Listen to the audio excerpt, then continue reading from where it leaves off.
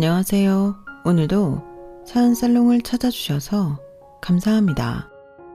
저는 쓰레기 같은 남편과 이혼하고 현재는 행복한 연애 중인 40대 초반 여성입니다. 연애한 지는 아직 1년이 채 되지 않았고 이렇게 내가 다시 사랑받을 수 있다는 사실에 매일 감사함을 느끼고 있어요. 그리고 저는 이혼한 지 올해로 어느덧 4년이 넘었는데요. 저와 전 남편 사이에는 딸아이가 한 명 있어요. 때론 친구 같고 때론 아직 애기 같은 저희 딸은 제가 세상에서 가장 사랑하는 보물입니다. 이혼하면서 딸아이를 데리고 나올 때는 내가 이 아이의 몫까지 책임지고 살 수 있을까? 두려움도 있었는데요. 지금은 이 아이를 데려오지 않았다면 내 인생이 얼마나 외롭고 어두웠을지 상상조차 하고 싶지 않아요.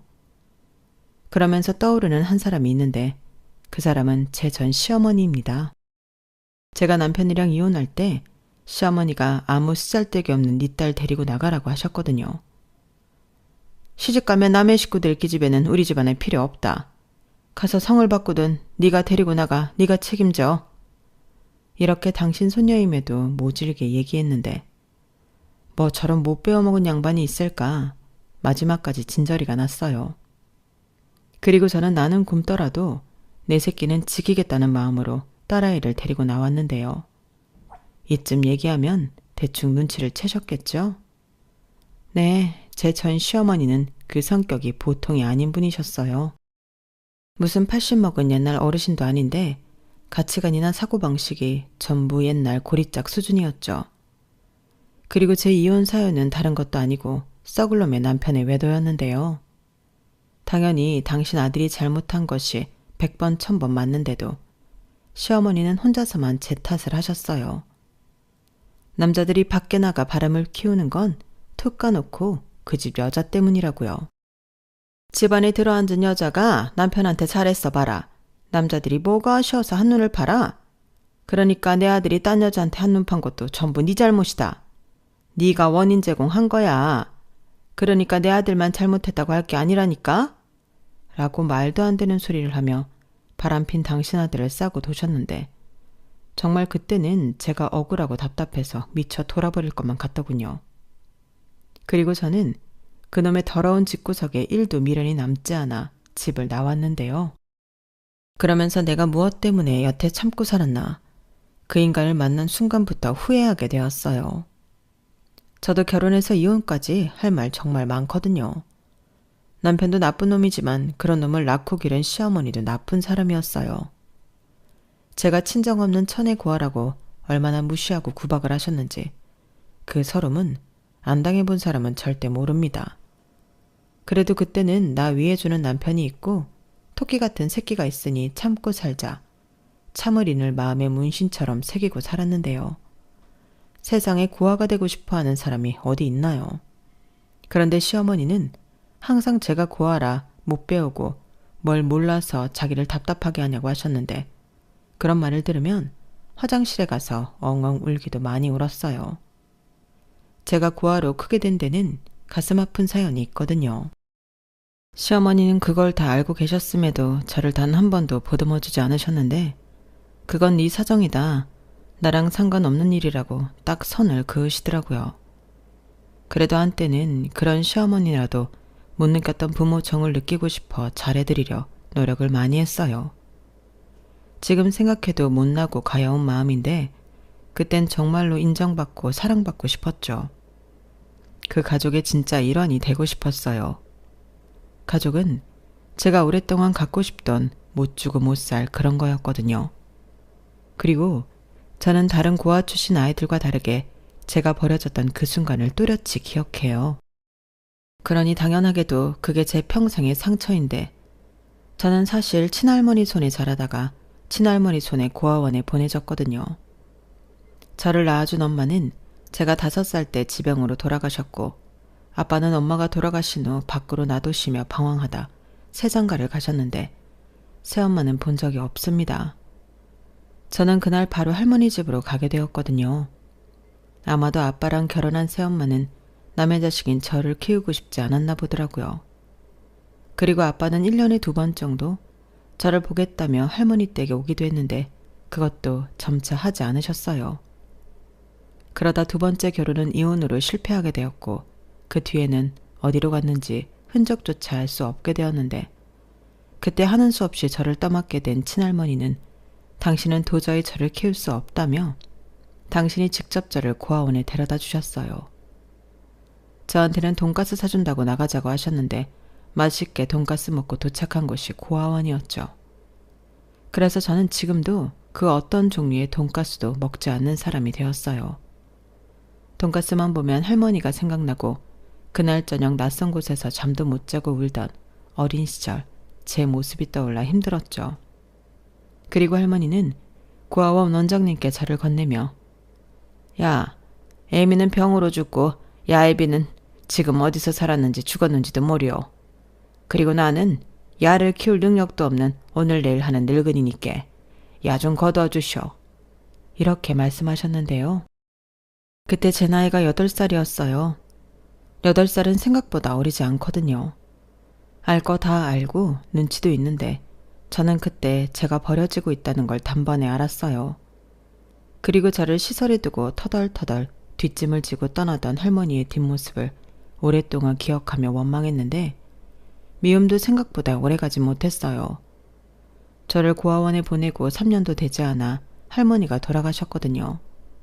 사이는 심근경색이라고 들었던 것 같은데 어린 마음에도 할머니가 벌을 받았다고 생각해서 하나도 슬프지 않았어요. 그리고 그때부터는 원망의 마음도 사라졌는데 친아빠라는 인간은 그때도 나타나지 않았고 저는 정말로 부정할 수 없는 고아가 되었죠. 그리고 좋은 점도 있었어요. 그건 바로 학교에 다닐 수 있다는 거였는데 할머니랑 같이 살았다면 내가 학교에 갈 수 있었을까? 그런 생각이 들었거든요. 그러면서 혹시라도 학교에 보낼 형편이 안 되니까 나를 고아원에 보낸 건가? 그런 생각도 한 적이 있었는데 이미 돌아가셨으니 물어볼 수도 없는 일이죠. 그 후 저는 고아라는 딱지를 붙이고 어린아이가 감당하기엔 벅찬 서러운 인생을 살았어요. 아니, 살았다는 표현보다는 견뎠다는 표현이 더 어울릴 것 같은데 저는 저에게 주어진 박복한 운명을 살아내야만 했었죠. 그리고 어른이 되면 지금 누리지 못한 평범한 행복을 나도 꼭 누리겠다고 다짐을 하며 살았는데요. 그래서 공부도 열심히 했어요. 저랑 같은 고아원에 살던 언니 중에 공부를 엄청 잘하는 언니가 있었거든요. 그래서 그 언니만 졸졸 쫓아다니며 공부도 배우고 그 언니에게 인생을 배웠다고 해도 과언이 아니었는데요. 무슨 조그만 게 인생 타령이냐고 하실 수도 있겠지만 그때부터 저는 고아지만 기죽지 않고 살기 위한 마음가짐이나 스킬 같은 걸 그 언니에게 전부 배웠어요. 그리고 성인이 되어서도 언니의 도움을 정말 많이 받았는데 남편과 헤어지기 전에도 언니가 해준 조언 때문에 지금의 제가 있다고 해도 과언이 아닐 정도죠. 어찌 보면 어릴 때부터 지금까지 제 인생의 길잡이라고 해도 될 정도로 고마운 언니인데요. 그 언니는 지금 결혼해서 엄청 부유하게 잘 지내고 있어요. 돈도 많이 벌고 언니만 바라보는 형부를 만나 딩크족으로 원하는 인생을 살고 있는데요. 그런 언니를 볼 때면 부럽다는 생각도 많이 합니다. 언니가 잘 사는 것도 부럽지만 저 자신만만한 모습이 늘 부러웠거든요. 그래서 늘 언니를 닮고 싶었는데 저 역시도 남편을 만나 사랑받으며 연애할 때는 언니가 그런 것처럼 저도 애정이 가득한 행복한 결혼 생활을 할 수 있을 거라는 기대를 했어요. 하지만 고아 며느리는 절대 보기 싫다던 시어머니의 반대가 초반부터 상당했고 저희는 한번 헤어졌다가 다시 만났죠. 저는 자신이 없어 헤어짐을 순수하게 받아들였는데 남편이 도저히 제가 아니면 어느 누구랑도 사랑하고 결혼할 수 없다고 다시 저를 찾아왔어요. 그러고는 자기 부모와 척을 두고 저만 바라보며 살겠다고 했는데 그러니 당연히 집은 발칵 뒤집어졌죠. 시어머니는 내 눈에 흙이 들어가도 절대 안 된다. 어디 여자가 없어서 고아랑 결혼을 해? 사람들이 손가락질한다. 네가 뭐가 아쉬워서 저런 애를 만나? 라며 막말을 아무렇지 않게 하셨는데 그 말들은 전부 날아와 저에게 비수가 되어 꽂혔어요. 그렇잖아요. 시어머니라고 하면 잠깐 보고 감내하는 걸로 끝나는 게 아니고 반평생은 봐야 하는데 저렇게나 저를 싫어하는 사람을 어떻게 감당하냐고요. 그래서 그때는 저도 최선을 다해 남편을 밀어내려 했었죠. 내가 오빠를 정말 너무 사랑하지만 저런 말을 듣고 오빠랑 결혼할 수는 없어 라고 하며 무슨 드라마 여주인공 마냥 울면서 남편에게 이별을 고했는데요. 그때 남편은 절대 그럴 수 없다며 또다시 저를 붙잡고 이렇게 말했어요. 경선아, 미안해. 근데 우리 엄마가 저러는 건 내가 그런 게 아니잖아. 나도 우리 엄마 저러는 거 이해 안 가고 정말 싫어. 근데 내가 저러는 말을 어떻게 바꾸겠어? 대신 내가 잘할게. 평생 경선이 너한테만 잘할게. 그냥 나만 보고 따라오면 안 될까? 나 우리 엄마 아빠랑 영 끊고 살 수도 있어. 그럼 만날 일도 없잖아. 그러니까 제발 헤어지자고만 하지 마. 어? 부탁이야. 우리 서로 사랑하잖아. 이렇게 사랑하는데 우리가 어떻게 헤어져? 나는 경선이 너랑 가족이 되고 싶어. 경선이 너도 빨리 가정을 만들고 싶다고 했잖아. 저는 남편의 절절한 구애의 말에 마음이 힘들었어요. 그때 당시 남편이 했던 말은 전부 맞는 말이었거든요. 시어머니의 반대가 감당이 되지 않아 헤어지자고 했지만 남편을 너무 사랑하는 마음이 있었고 또 남편과 하루빨리 결혼해 바라던 가정을 꾸리고 싶었는데 저렇게 남편이 말을 하니 저도 더는 남편을 밀어낼 수가 없더라고요. 아니까짓거 남편을 믿고 따라가고 싶었어요. 자기 부모까지 버릴 생각으로 저를 선택한 남자인데 내가 아니면 누가 저 남자의 손을 잡아줄까 그런 생각도 했었죠. 그렇게 저는 어느 정도 각오는 하고 남편과 시부모님의 허락을 받기 위해 노력하는 시간을 가졌는데요. 자식 이기는 부모는 없다고 울며 겨자 먹기로 시댁에서는 저를 허락해 주셨어요. 그때는 세상을 다 가진 것처럼 행복했어요.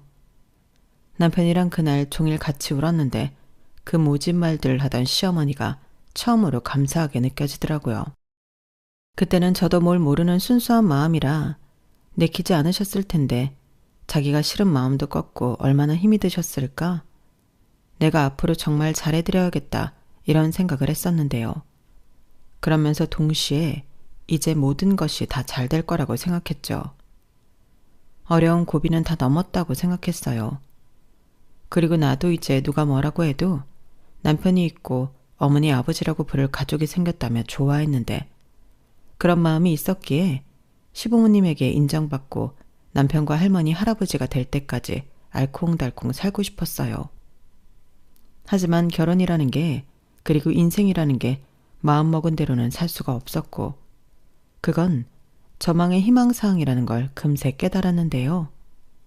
막상 결혼을 하니 거기엔 기다렸다는 듯 시집살이 지옥이 저를 기다리고 있더라고요.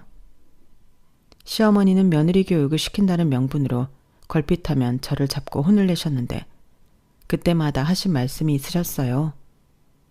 고아원에서 살아서 그런가? 어쩜 너는 할 줄 아는 게 그렇게 없냐? 하긴 네가 뭐 보고 배운 게 있었겠니? 내가 이래서 너 반대했던 거야. 이걸 어떻게 내 딸도 아니고 내가 다 가르치냐? 에휴, 내 팔자야.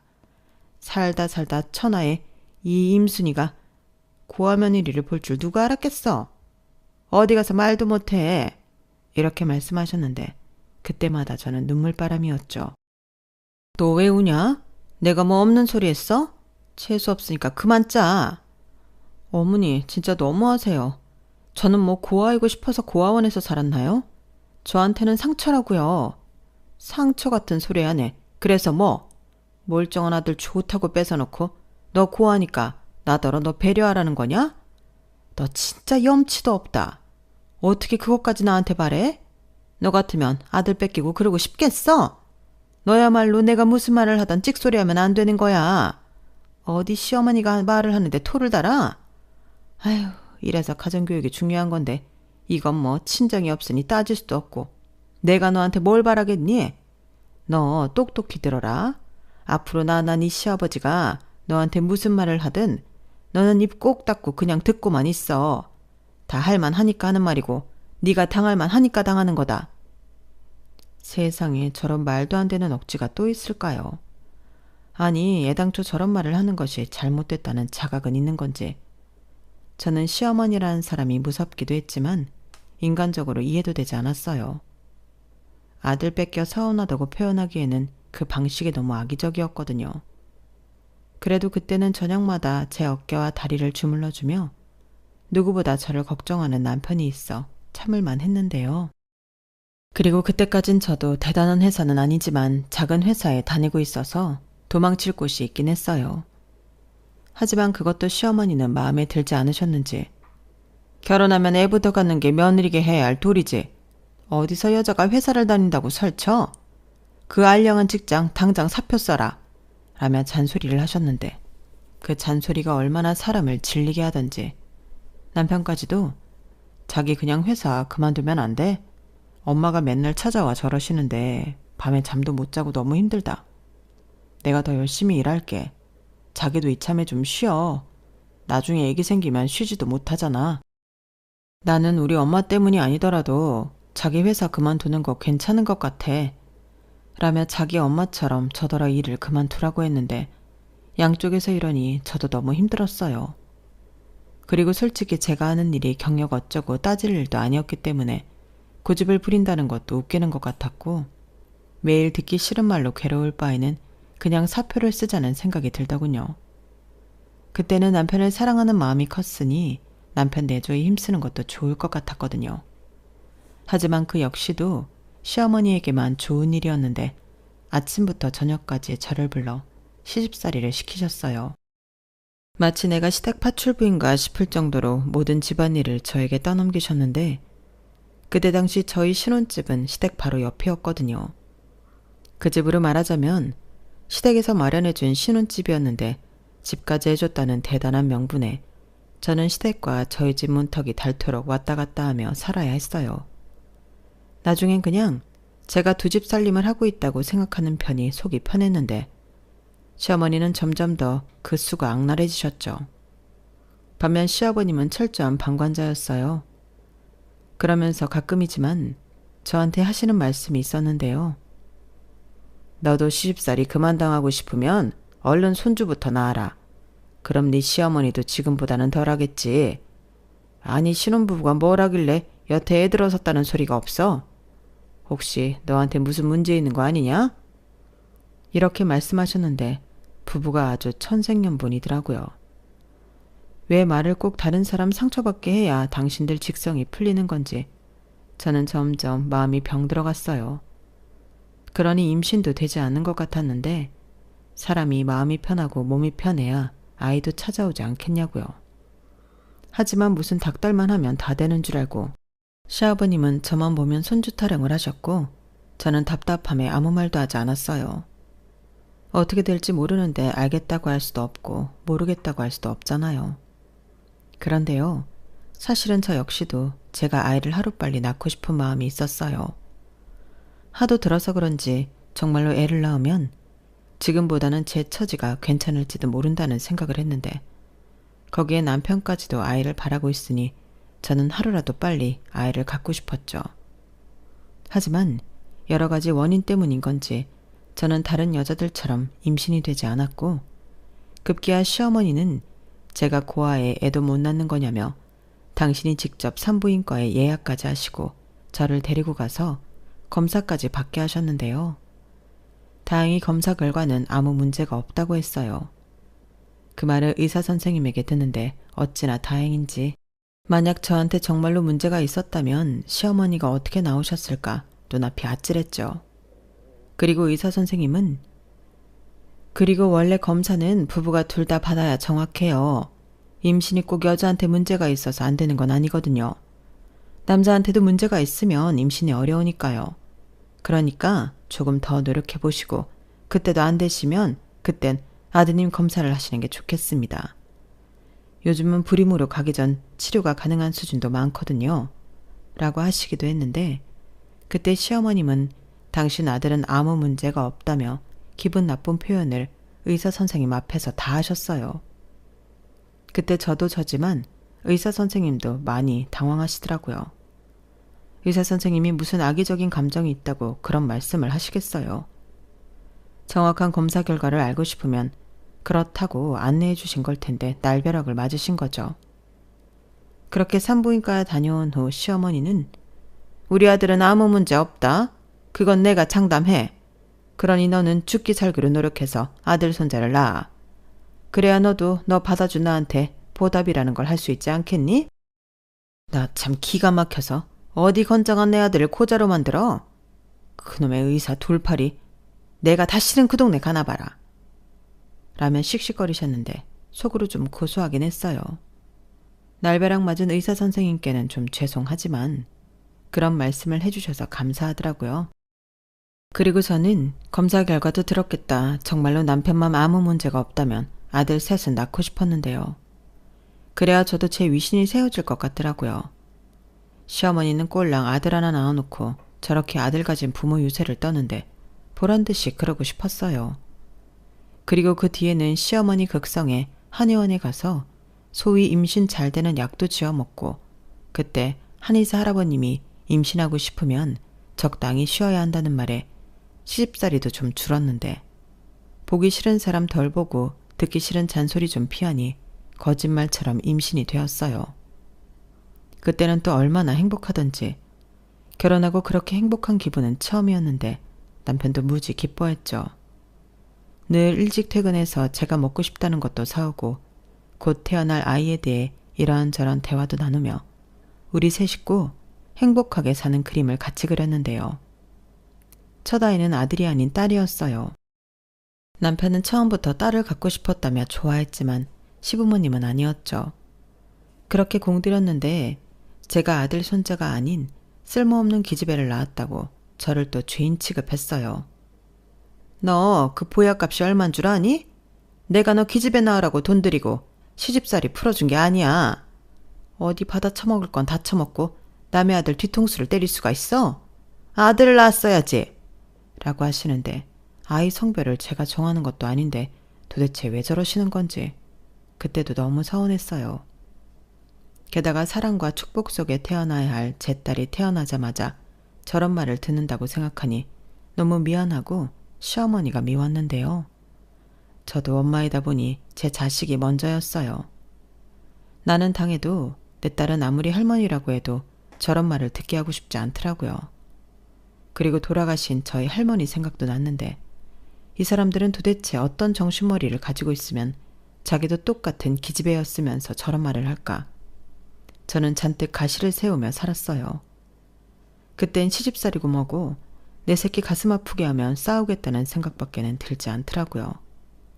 그리하여 그때부터는 종종 시어머니와 목소리를 높이며 싸우기도 했는데 시어머니는 제가 기집애를 낳더니 막 나가자고 덤빈다며 저를 더욱 미워하셨죠. 또 그놈의 고아 타령 하시면서요.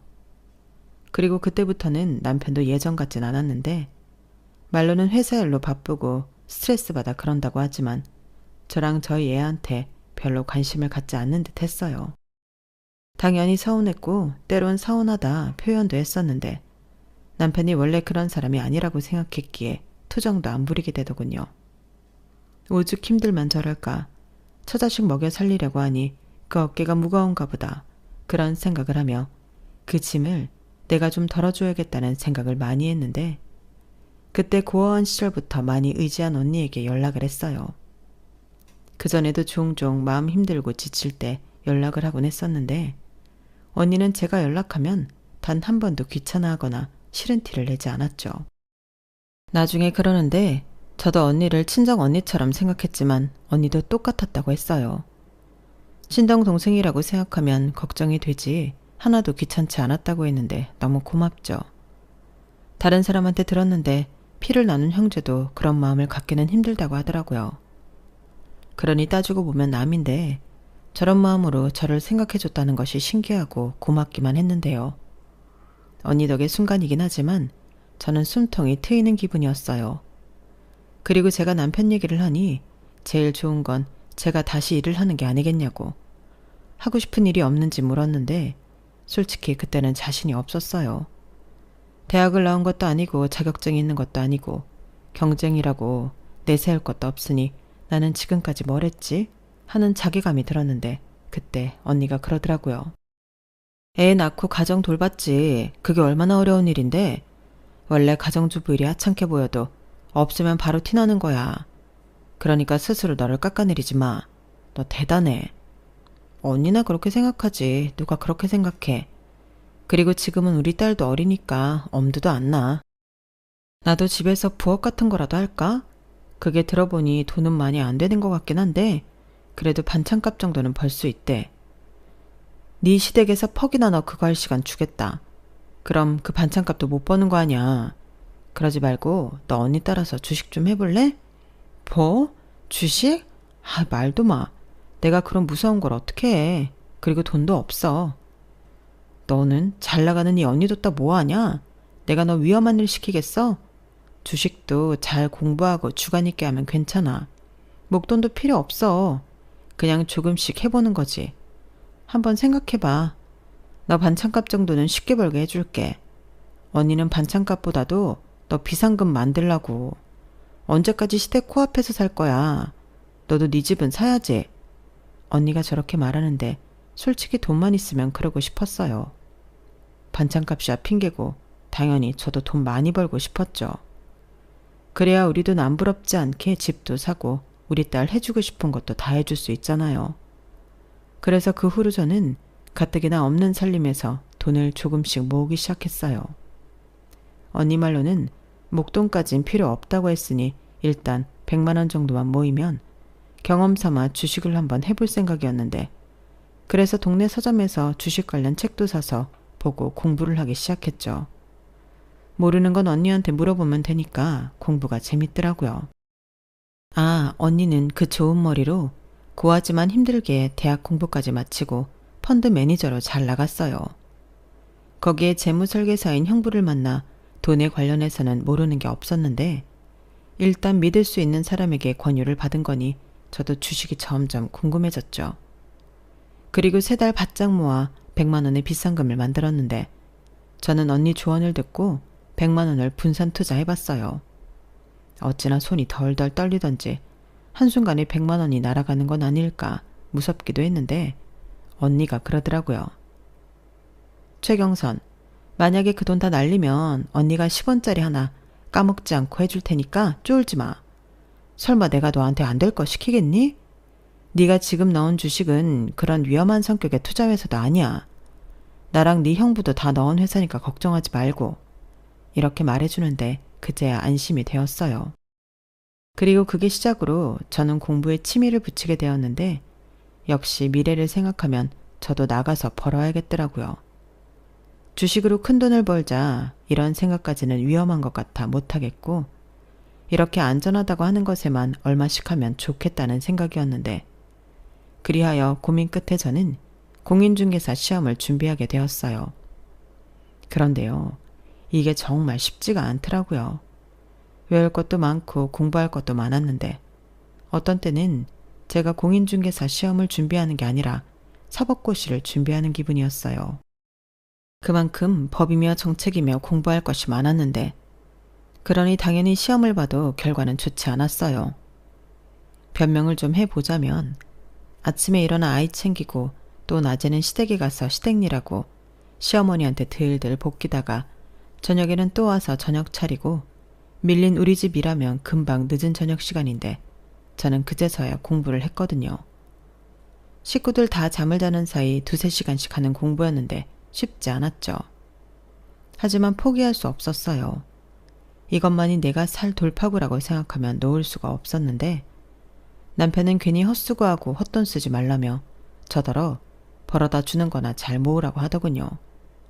더 이상 저 없으면 안 된다고 저만 사랑하겠다는 남자는 제 옆에 없었어요. 시댁에서 가진구박을 받는 걸 봐도 외면하는 남편이었는데 그렇게 멀어진 마음은 좀처럼 돌아오지 않더라고요. 그리고 그 즈음 제가 거울을 봐도 제 모습이 예전 같진 않았는데요. 살도 많이 쪘고 어디 나갈 일이 없으니 꾸미거나 저한테 투자하지 않으니 저는 나이에 비해 볼품없는 아줌마가 되어 있었어요. 그리고 그 모습을 보며 시어머니는 너는 도대체 하는 게 뭐야? 니네 집엔 거울도 없냐? 그 옷은 도대체 언제 산 옷이야? 걸레가 따로 없네. 너 일부러 네 남편 기죽이려고 그러고 다니냐?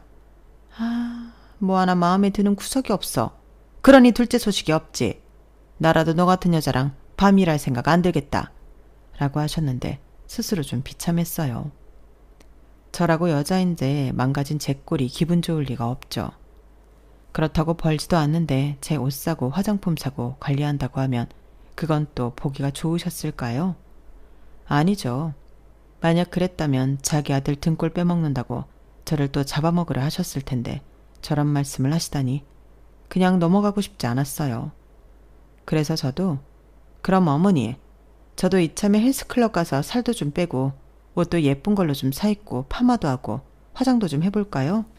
그럼 그이가 저 좀 예쁘게 보겠죠?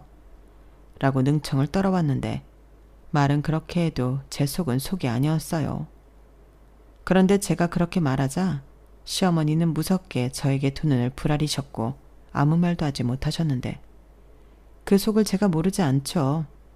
자기 아들이 번 돈을 제가 저한테 쓰는 꼴은 못 보겠다는 거였어요. 대신 더 이상 너는 네 집에 거울이 없냐는 듯 꼬라지 어쩌고 하는 말은 쏙 들어갔는데 그래도 제 안에 상처는 남았어요. 그래서 그 뒤로는 저녁도 굶고 어디 싼 옷이 있다고 하면 옷도 좀 사입고 그러면서 나름 신경을 쓰기 시작했는데 그래도 남편의 관심은 돌아오지 않더라고요.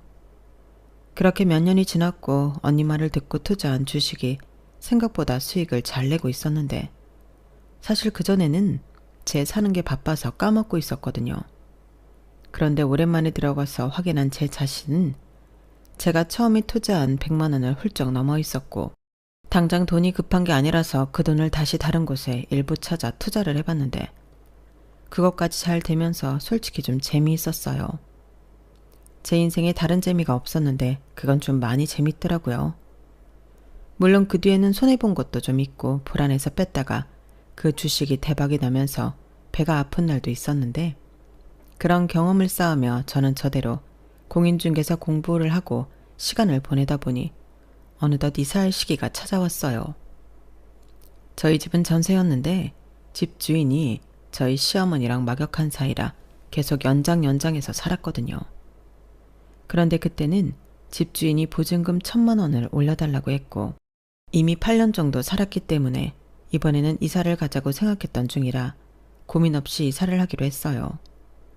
그리고 남편은 그 보증금 시댁에 안 뺏기고 싶으면 또다시 시댁 근처로 가야 한다고 했는데요.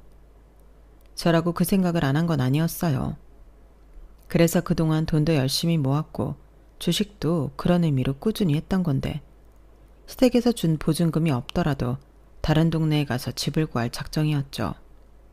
하지만 시어머니는 다른 동네는 절대 안 된다고 고집을 부리셨는데요. 나중엔 안 되겠다 싶은지 보증금 1,000만 원도 당신이 해주겠다 하시더군요. 너는 살림을 어떻게 하는 애길래 1,000만 원도 못 모았냐? 그래놓고 이 동네는 싫다고 다른 동네 간다고? 아이고, 뭐 사글세 가서 살래? 도와줄 친정도 없으면서 그럼 알뜰살뜰 살기라도 해야지 라고 싫은 티를 팍팍 내셨는데 누가 1,000만 원도 못 모았다고 하는 건지 저는 피식 코웃음이 나왔어요. 그러자 너 지금 나 비웃냐? 너도 염치가 있으면 그 입으로 어디 한번 말해봐. 내 아들 돈 어디다 갖다 썼어? 너 공부한다고 설친다고 하던데 혹시 거기 갖다 썼냐? 라고 화살을 제 공부에 돌렸는데 너무 어이가 없었죠. 저는 남편이랑 살면서 생활비를 받았었지 남편의 돈을 제가 관리한 적은 없었거든요. 그나마 제가 생활비 쪽에서 주식하고 모으고 그래서 돈을 좀 만들었는데 저런 말을 들으니 좀 억울했어요. 그래서 말했죠. 어머니, 저도 생활비 받아 쓰는 입장이지 애비 월급 만져본 적 없어요. 그 돈 다 썼으면 제가 쓴 게 아니고 애비가 썼죠. 어머니가 한번 물어보실래요? 돈 벌어서 어디다 썼냐고. 저는 못 물어보겠더라고요. 내가 번 돈인데 네가 뭔데 간섭하냐고 할까 봐요. 그래도 어머니한테는 착한 아들이니까 어머님이 물어보시면 대답해주지 않겠어요? 요즘은 차 바꾼다고 정신이 딴 데 팔렸던데요. 그것도 좀 어머님이 뭐라고 혼 좀 내주세요. 라고 했는데요.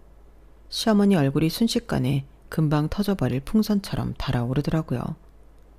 그리고 그제서야 지집 일은 지가 알아서 하라고 이사 가고 싶으면 가라고 하셨는데 저는 그동안 주식으로 본 돈을 모두 회수하고 적금도 해약해 집을 사기로 했어요. 그러자 남편이 깜짝 놀라더라고요. 집을 사자고? 돈이 어디서 나서? 이렇게 저를 보며 눈을 동그랗게 떴는데 저는 제가 알뜰살뜰 모았고 언니 도움받아 돈을 불리기도 했다고 있는 사실을 전부 얘기해줬어요. 그러자 또 그건 기분이 좋았는지 지가 차 산다고 가지고 있던 돈도 전부 내놓아서 저희는 1억 대출받고 그때 당시 2억이 조금 넘는 9억 아파트로 이사를 갔는데 명의는 공동명의로 했죠. 저도 부동산 공부를 계속했기 때문에 호락호락하지 않았거든요. 집도 얼마나 꼼꼼히 봤는지 그때 당시 중개를 해주던 공인중개사 아주머니가 혀를 내둘렀는데 나중에 그러셨어요. 공인중개사 합격하면 나랑 같이 일합시다. 아주 못 말리겠네. 꼭 합격해서 연락해요. 이렇게 말할 정도로 저는 매매하는 집을 신중하게 골랐어요. 거품은 없는지 동네는 전망이 있는지 아파트다 보니 아무리 9억이라도 집값이 오를 수 있는지 이모저모 다 살폈는데 그래서 평수는 살짝 아쉬워도 저희 형편과 실정에 맞춰서 매매를 진행했어요. 그런데 시어머니는 뭐? 공동명의? 아주 웃기고 있네. 네가 무슨 돈을 벌었다고 거기에 네 이름을 얹혀. 됐고 좋게 말할 때 네 이름은 빼라. 어디 여자가 재수없게? 라고 입에 거품을 무셨는데 저는 물러나지 않았어요. 솔직히 누구 덕에 집을 사는데 그럴 수는 없죠. 그리고 제가 돈을 모아서 집을 살 수 있게 된 거라는 걸 야무지게 설명드렸는데 그러자 시어머니는 더 괘씸하다 하셨어요. 자기 집 전세보증금 1,000만 원은 못 낸다고 하더니 그런 돈은 또 어디서 났냐고 저더러 은큼하다고 하셨죠. 그리고는 너 나랑 멀리 떨어져 살고 싶어 일부러 그런 거지? 뭐 멀리 떨어져 있으면 내가 너 못 괴롭힐 줄 아냐? 아예 짐 싸서 내 집에 들어 앉히는 수가 있어. 라고 하시는데 진짜 귀신은 뭐하느라 저런 아줌마 안 데려가나 저승사자도 원망했어요. 그 순간만큼은 미웠거든요. 오죽하면 저희 딸도 할머니를 싫어했는데요. 한 번은 저희 애가 할머니 싫어. 할머니는 왜 맨날 우리 엄마한테만 뭐라고 해요? 우리 엄마 괴롭히지 마요. 라고 대놓고 말한 적도 있었어요. 그러자 시어머니는 저게 누굴 닮아 저러냐고 저더러 자식 교육 똑바로 시키라고 하시더군요. 제가 볼 땐 할 말 다 하는 할머니를 알게 모르게 많이 닮은 것 같은데 자기 닮았다는 생각은 못 하시는 것 같았어요. 원래 임신 중에 가장 미워하는 사람을 애가 닮는다고 하잖아요. 다행히 생긴 건 남편을 많이 닮았지만 성격은 할머니 성격을 많이 닮아서 키우면서도 저도 깜짝깜짝 놀랄 때가 많았어요. 물론 저희 딸은 그 말을 제일 싫어하는데 그걸 의식해서인지 지금은 말도 예쁘게 하려 하고 할머니랑 반대로 하려고 하더라고요. 그 결과 지금은 너무 예쁜 딸인데 주변에서도 예의 바르고 착한데 야무지기까지 하다며 칭찬이 자자합니다. 그러니 딸은 저의 자랑이기도 한데요. 그런 딸이 있었기에 저한테 마음이 식은 남편도 참고 살았죠. 하지만 제가 참고 산 노력도 무의미하게 남편은 바람을 피우고 있었고 별로 감추고 싶지도 않았는지 조심도 하지 않는 뻔뻔한 태도를 보였는데 그렇기에 제가 알아차리는 데는 그리 오래 걸리지 않았어요. 아니, 오히려 빨리 알아채라고 일부러 흔적을 흘리는 것처럼 보였는데 그래서 더 약오를 하고 모른 척 했어요. 이혼을 할 때 하더라도 어느 정도 준비를 해야 할 수 있다고 생각했거든요. 그리고 그때부터는 저도 살짝 제정신이 아닌 상태에서 지냈는데 시어머니가 아무리 전화해서 오라고 하셔도 가지 않았죠. 그럴 시간에 공부를 해야 했거든요. 그리고 그때는 급하다 보니 주식도 좀 과감하게 했는데요. 그게 불안해 보였는지 언니가 그랬어요. 너 급하면 언니가 돈 해줄 수 있어. 그러니까 괜히 조바심으로 주식에 모험하지 말고 이럴 때일수록 신중해야 돼. 그리고 나는 네가 이혼 안 하고 그러고 있는 것도 마음에 안 들어. 너 혹시 네 남편 마음 바꿔 돌아올까? 그거 기대하는 거 아니지? 하며 언니는 제가 못난 생각을 하고 있을까 봐 걱정을 많이 했는데요. 그렇기 때문에 친동생도 아닌 저에게 저런 도움까지 주겠다고 나선 언니가 너무 고마웠어요. 하지만 저는 차마 그런 도움까지 냉큼 받을 수는 없다고 생각했는데 그렇잖아요. 그거야말로 저희 시어머니가 노래하던 염치가 없는 행동 같았거든요. 그리고 그때는 저보다도 남편이 애가 타고 있던 상황이라 금방 이혼해주고 싶은 마음은 없었는데요. 나중에 지도 안 되겠는지 저한테 이혼하자고 뻔뻔하게 말하더군요. 지가 뭔데 지 입으로 이혼하자고 하는 건지 벌써 지 집에도 얘기를 다 했다 하더라고요. 어쩐지 그즈음 시어머니 빗발치던 연락도 없어졌다 생각했는데 다 그럴 만한 이유가 있었던 거죠. 그리고 예상은 했지만 시부모님은 남편에게 이혼을 하든 두 집 살림을 하든 네가 알아서 하라고 했다는데 기가 막혔어요. 보통은 그런 아들 새끼 가만두지 않겠다고 난리를 쳐도 이상할 일이 아닌데 그런 아들 편을 들다니 그 사람들의 자식 사랑엔 제가 두 손 두 발 다 들겠더라고요. 그런데 갑자기 저한테 남편이 임신 테스트기와 아이 초음파 사진을 보여주며 저한테 제발 이혼해달라고 빌기 시작했어요. 네가 원하면 이 집도 너 줄게. 나 우리 혜주 사랑하고 우리 아이 책임져야 해 라고 하는데 저도 모르게 그놈 면상을 후려쳤죠. 제가 손이 좀 맵거든요. 그때 소리가 어찌나 쩍하고 나던지 때린 저도 당황했다니까요. 그리고 제 손에 맞은 남편은 어이없게도 바닥에 쓰러졌는데 어지간히 이혼을 하고 싶었는지 화도 내지 않더군요. 그래서 더 애를 태워줄까 어쩔까 고민하다 그놈이 갖고 있는 거 다 뺏고 이혼하기로 결심했어요. 사실 그해 제가 공인중개사 시험을 최종 합격했거든요. 이게 한 번 붙었다고 끝이 아니고 계속 시험을 봤어야 했는데 그 어지러운 정신 속에서도 저는 공부를 놓지 않았어요. 아니, 오히려 이런 날이 올까봐 더 공부에 매달렸는데 그때는 다행히도 시간이 제 편이긴 했죠. 그리고 예상한 대로 시부모님이 난리가 나셨는데 왜 자기 아들 걸 전부 뺐냐고 저더러 도둑년이라고 하셨어요. 그동안은 자기 아들 구린 것 때문에 가만히 있더니 이혼해주는 조건으로 제가 자기 아들 거 다 챙기자 그건 못 보겠다 하시는 거죠.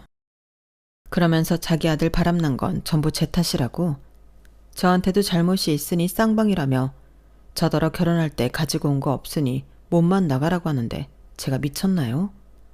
그동안 당신들 시집살이 참고 없는 살림에 이만큼 살림도 넓혀놨는데 누구 좋으라고 그러겠냐고요.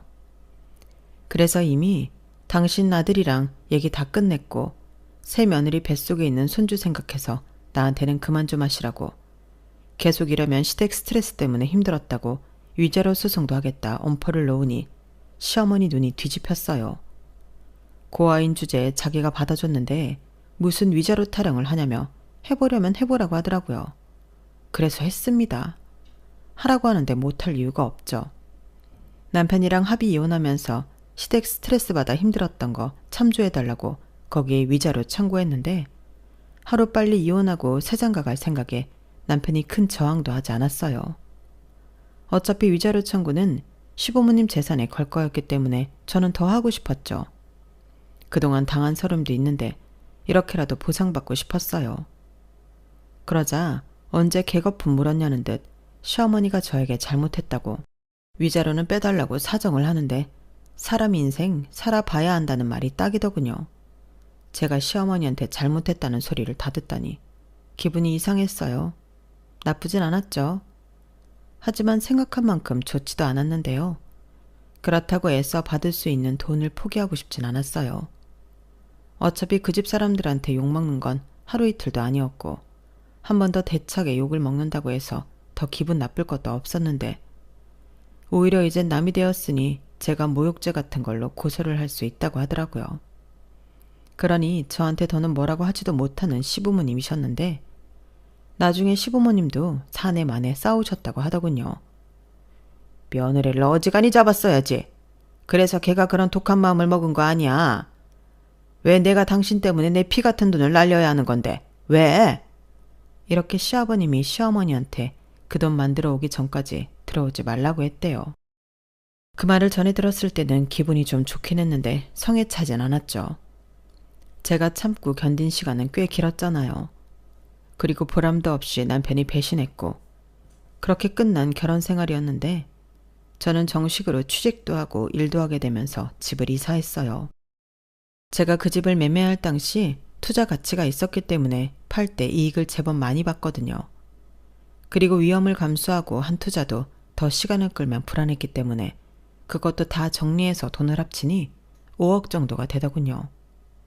저는 언니와 형부 집 근처에 해약된 신축 아파트를 금매로 잡았어요.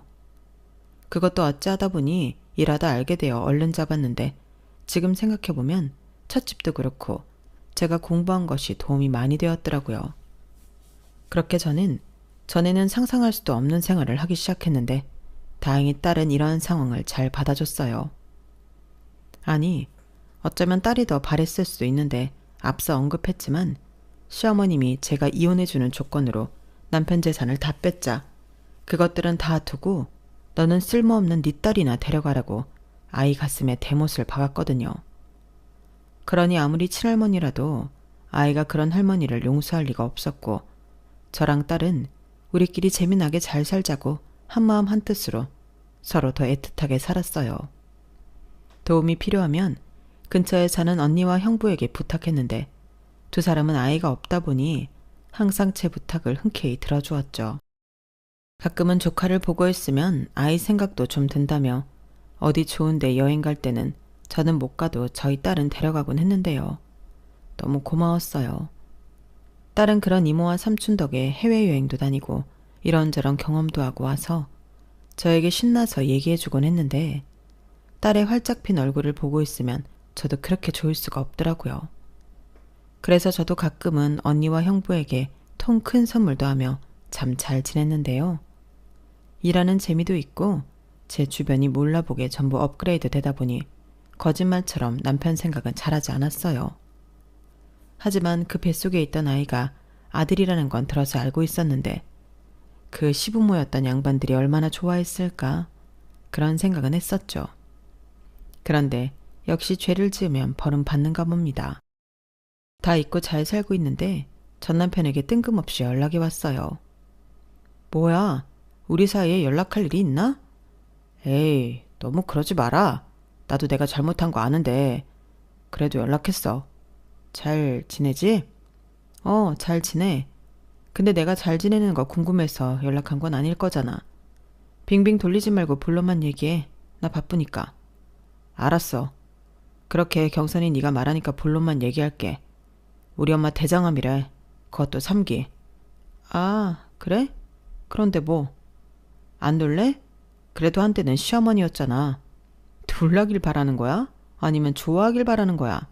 당신 말대로 한때지. 지금은 남이잖아. 그래도 우리 사이엔 딸도 있는데 완전 남은 아니지. 그래서 하는 말인데 우리 엄마 병원에 입원하셨거든? 경선이 네가 병간호 좀 해주면 안 돼? 뭐? 제정신이야? 나더러 전 시어머니 병간호를 하라고? 네 마누라 있잖아. 우리 와이프는 지금 둘째 임신 중이야. 그리고 첫째 아들도 어리고. 그런데 어떻게 시어머니 병간호를 하라고 하니? 그래서 네 마누라 병간호 못 시키니까 이혼한 전처한테 시키겠다고 전화를 한 거야? 정말 웃긴다. 설마 내가 그 소리 듣고 알겠다고 할 줄 알았던 건 아니지? 내가 오죽 급하면 경선이 너한테 전화를 했겠냐? 예정이란 게 있잖아. 예정? 정말 어이없다. 우리가 정이 어딨니? 비운정도 정이지. 지랄하고 자빠졌네. 다 필요 없고 간병인을 쓰던지 네가 하든지 알아서 해. 네 집 일은 니들끼리 해결해라. 오만 남한테 구질구질하게 부탁하지 말고. 야, 최경선, 너 정말 이렇게 야박하게 굴 거야? 너는 뭐 악능냐? 그리고 우리 엄마 너 그렇게 싫어하지 않았어. 지금 우리 와이프 엄마한테 얼마나 당하고 사는 줄 알아? 걸핏하면 고아였던 너보다도 못한다고 비교당하고 구박받고. 그래서 지금 둘째 임신 중인데도 조상기 있고 그래. 너 우리 애 잘못되면 책임질 거야? 책임 같은 소리 하네. 왜 진짜 나한테 이러지? 그런 건 네 엄마한테 따져. 네 엄마가 과연 내가 좋아서 네 와이프한테 그런 소리 했겠어? 그냥 네 엄마는 누구든 괴롭히고 싶은 거야. 그렇게 말하면 지금 네 와이프 열받을 줄 알고 일부러 하는 소리라고. 순진한 거야, 멍청한 거야, 뭐야? 진짜 너무하네. 우리 이혼할 때 내가 내 거 다 준 거 벌써 까먹었어? 그럼 그거라도 다시 내놔. 간병인 쓰게. 싫어. 내가 왜? 이혼의 사유는 당신의 외도였고 합의 이혼 조건으로 받은 거야. 마치 나 생각해서 다 준 것처럼 얘기하는데 아니었다고. 그리고 그렇게 따지면 나는 지금 양육비도 안 받고 있어. 내가 다 주고 우리 집에 얹혀 사는데 양육비를 어떻게 주냐? 우리 부모님한테 위자료까지 뜯어갔잖아. 그거야 당신들이 한 대로 거둔 거고. 됐고, 이 통화 나 녹음했거든? 계속 이러면 나 또 법으로 한다. 다시는 전화하지 마. 저는 제 할 말만 하고 전화를 끊었어요. 더 들을 말도 없고 듣고 싶지도 않았는데 이건 순 억지잖아요.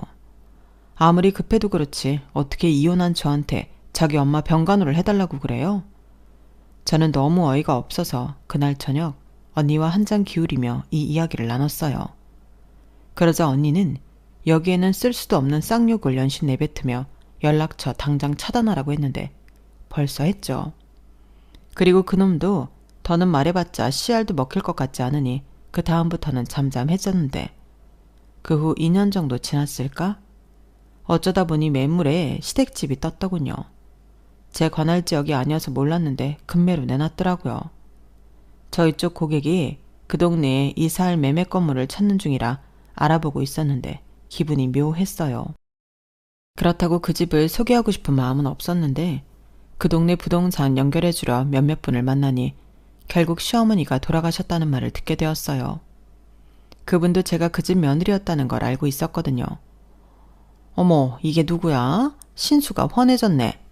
그러게 이혼하고 팔자가 요렇게 핀 거야? 잘했다, 잘했어. 근데 그거 알아? 그 집 옆였네. 전 시어머니 암 걸렸잖아. 그리고 병원비에 간병인비에 빚더미 안더니 집 금매로 내놨다. 기분이 묘하겠어. 그래도 속은 좀 시원하지? 라고 하는데 저는 그냥 웃어 넘겼어요. 그 집 망했다고 좋아하면 또 그 집 전 며느리가 와서 그거 알고 좋아했다는 소문이 날 것 같아 그냥 관심 없다는 듯 얘기만 들었죠. 그리고 저희 쪽 손님 인계해드리고 저는 더 이상 그 동네에 가지 않았는데요. 금매로 내놓을 정도면 뭐 그 집은 어떻게 되었는지 뻔하다고 생각했어요. 그러면서 이혼하길 잘했지. 만약에 그놈이 나중에 마음 고쳐먹고 이혼하지 말자고 했으면 내가 그 병간호 다 하고 내가 번 돈까지 그 밑으로 다 들어갔을 거잖아요. 그 생각만 하면 온몸에 소름이 돋는데 저는 어떻게 그 인간들 잊고 살자 마음 먹었죠. 그리고 사람 인연이라는 게 정말 신기하게 다시는 남자 잘못 만나 신세 망치기 싫어 아무도 만날 생각이 없던 저였는데 새로운 사랑은 가랑비에 옷 젖듯 그렇게 찾아왔어요. 처음엔 제 고객이었는데 부동산에 관심이 있는 사람이라 자주 만나게 되면서 친해지게 되었거든요. 알고 보니 저희 동네 이자카야 사장님이셨는데 저랑 2살 나이 차이가 났어요. 그리고 일본에 가서 음식 공부하고 또 한국에 돌아와 일만 해서 제대로 된 연애도 못하고 결혼도 못하고 있었는데 그냥 처음엔 동네 친구로 지내자 하더라고요. 그때는 굳이 동네 친구가 필요한가 싶어 좋다고 하진 않았는데 커피 한 잔이 밥 한 끼가 되고 밥 한 끼가 또 술 한 잔이 되면서 오랜만에 누굴 만나 즐겁다는 생각을 하게 되었어요. 그리고 가장 그 남자에게 끌렸던 건 사람이 진실되고 성실하다는 거였는데요. 남자라면 다 있다는 그 허세와 허풍이 없어서 좋았죠. 게다가 누구보다 자기 일을 사랑하는 사람이라 더욱 매력적이었는데 덕분에 맛있는 음식도 지금도 많이 얻어먹고 있습니다. 저도 음식을 못하지 않는데 비교도 할 수가 없어요. 그리고 돈 생기면 부동산에 투자하고 다른 동네 건물엔 임대업도 하고 있다고 하는데 저희 사장님이 그러더라고요.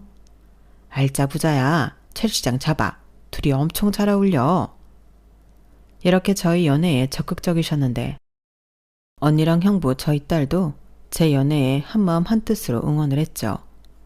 그 결과 많은 사람들의 바람으로 오랜만에 연애를 하는 저인데요. 매일이 아주 행복합니다. 젊어서 하는 연애도 예쁘고 뜨겁지만 우리 나이에 하는 연애도 좋더라고요. 뜨겁진 않아도 따뜻하고 또 서로에게 힘이 되어주는데 서로 응원하고 있다는 걸 알기에 힘든 일이 있어도 든든해요. 요즘은 그 사람 휴무일일 때 딸이랑 셋이서 종종 어울리는데 그림이 그럴싸하다고 하네요. 아직은 잘 모르지만 신중하게 잘 만나보려고요. 그리고 무엇보다 오랜 시간 힘들게 살았기에 지금은 많이 누리고 싶은 마음이 있는데요. 딸이랑 또 저만 바라봐주는 그 사람이랑 또 항상 제 버팀목이 되어준 언니 형부와 오래오래 건강하고 행복하고 싶습니다. 저는 지금도 남의 눈에 눈물 흘리게 하면 내 눈에서는 피눈물이 흐른다는 말을 맹신해요. 그렇기 때문에 나한테 일부러 나쁘게 하는 사람이 아니라면 늘 친절하게 내가 먼저 베푼다는 마음으로 살고 있어요. 뜬금없지만 인생은 결국 내가 한 대로 거두더라고요. 그러니 저는 지금도 앞으로도 덕을 쌓으며 살아갈 생각인데요. 많은 걸 바라진 않지만 딱 한 가지는 간절히 바라고 있거든요. 제 인생에 2번 다시는 전 시어머니와 전 남편 같은 악연을 만나지 않는 것. 부디 그 바람은 꼭 이루어 주셨으면 좋겠습니다. 이상 참 굴곡 많은 제 결혼과 이혼 이야기였어요. 저도 이렇게 제 살아온 시간을 자세히 들여다볼 기회가 잘 없었는데 이런 특별한 시간을 가질 수 있게 해주셔서 감사합니다. 쓰다 보니 사연이 많이 길어졌는데 끝까지 들어주셔서 거듭 감사합니다. 여러분들은 저처럼 사연 많고 굴곡진 삶 말고 늘 건강하고 행복하게만 사세요. 꼭 그러시길 바라며 저는 이만 물러가겠습니다. 안녕히 계세요. 여러분, 사연 댓글에 응원과 현명한 조언 부탁드려요. 좋아요와 구독은 저에게 큰 힘이 됩니다. 오늘도 좋은 일 가득하세요.